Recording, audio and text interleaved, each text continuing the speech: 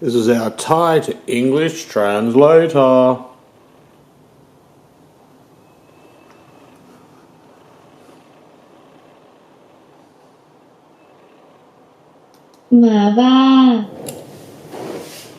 Hi folks, this is just a very quick video to tell you the latest things that are going on here in the not so recently finished studio. I haven't had much time to paint, been very busy at work, but I'm going to be trying to enter 2 paintings in the Sulman prize this year, just so I can get go through the process of making myself do some work and giving myself a deadline. So I've got to get those delivered in the next couple of weeks, I think. So I'll be trying to get myself motivated and also get the stuff down to the art gallery in New South Wales.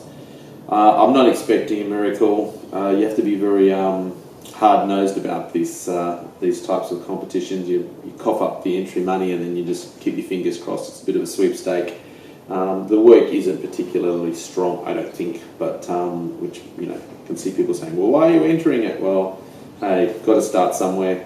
You've got to be in it to win it. So I'm going to give it a crack, and I'll keep you all posted on how it goes, and you can follow the whole adventure. Bye.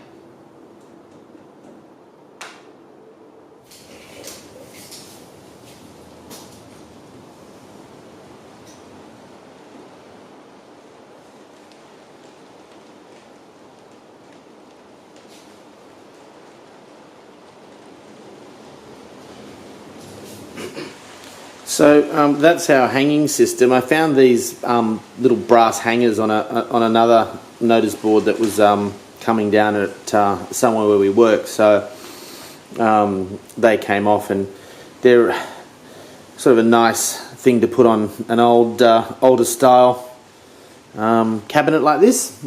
And there's 2 at the top. I haven't put them in yet. I'll leave them off, and 1 at the bottom. I'll take that one off and pack it up when I ship it off. Okay, folks, we'll have a quick look at the finalists. Unfortunately, probably as expected, we didn't get in. It's the first attempt at this prize. But we've got the 25 finalists up here. Quite a few of them are artists that I know. I don't know whether they're all sort of name artists, but a number of the names I definitely do recognise, you know, as people that I've either been trained under at various art schools, or names that are familiar, and a few of the standout ones that I sort of can recognise, of course, is we'll have a look at this one here, Lucy Cullerton, fantastic painter, and she tends to do themes when she paints. So she'll paint all cactuses one year, and then she might go in for colourful cakes, and obviously her thing at the moment is pigeons. So that's some work that sort of I gravitate to, because I like to paint animals as well. There is another dog painting in here by Joanna Braithwaite. Cute Dalmatians rather than scruffy street dogs from Bangkok with half their ear ripped off. But yeah, nice painting, very nice composition. sort of very Renaissance type composition, stable and triangular. But yeah, playful painting. And we have a real sort of grab bag of different paintings. We've got Israel Adams here, Girl at the Water's Edge, which is very expressionist in its style. And so we've got a really nice mixture of paintings. And down here we've got a George Giddoes. Now George Giddoes, an Australian artist who has done a lot of different types of projects. He paints a lot, but he's also done installation art and film. Travelled to Afghanistan. He spent a lot of time in Afghanistan. He originally set up a yellow house in Sydney. And he's taken that idea over to Afghanistan and really encouraged the locals to make film and express themselves artistically. And he's got a very sort of, I guess, a shamanic sort of outlook on life, a very magical sort of outlook on life and what art can do in society. And yeah, very interesting artist. He's travelled to a lot of hot spots of trouble in the world, Rwanda, and Afghanistan, and Iraq, and he filmed a film called Soundtrack to War, I think, in Iraq in that war, the Gulf War. So he's done some really interesting stuff. And who else we got here? We've got a Noel McKenna, who's very quirky. He's a painter that lectures, I think, the National Art School. I've seen him around. And let's go down here. Peter Doherty, he of the Mambo and Mental as Anything and all that sort of stuff. He's an interesting artist, very interesting artist. He's done a lot of stuff as well. What else we got here? We got a Rika Rennie. I'm assuming an Indigenous artist,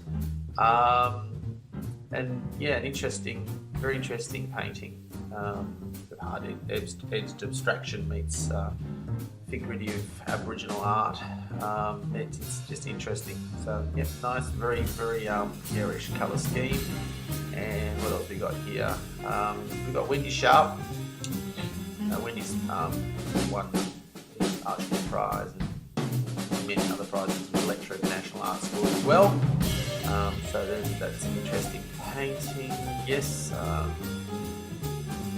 Okay. And, the bottom. And what else we got here? Savandari Von, who I think is a Thai artist, and tends to work abstractly. Very interested in lyrical abstract painting. And what else we got? Yeah, okay. So there's 25 finalists there. If you're interested, jump up on the website, have a look, and definitely get along to the show because it's always a fun thing to go and see. And I'll be taking my students to see it this year for certain. Okay, folks, we're back to the Art Gallery in New South Wales yesterday, and we picked up the puppy dog. It was interesting to head in there and see all the work that gets rejected. There's literally hundreds, probably 600-700 entries, I think, for each of the prizes. So you got to be pretty lucky, or pretty talented. So I was neither. But it was a good thing to do, exciting thing to do over the break, and I'll definitely be doing it again. There's a real buzz around that prize. It was a fun thing to do, and I've got some work finished. So I'm trying to get rid of it. The painting, that is, sell it, get it to a good home, because every stray dog wants to find a nice home. So we'll see how we go with that, and I'll keep you posted on what happens on that front as well. Because if you do a painting, you want people to see it. That's the reason why you do it. So if you can sell it to someone who's going to love it and put it up in their house or put it on display, it's always a good buzz. So we'll keep you posted on that, and we'll see how it goes. Anyway, hope you've enjoyed the video. We'll see you later.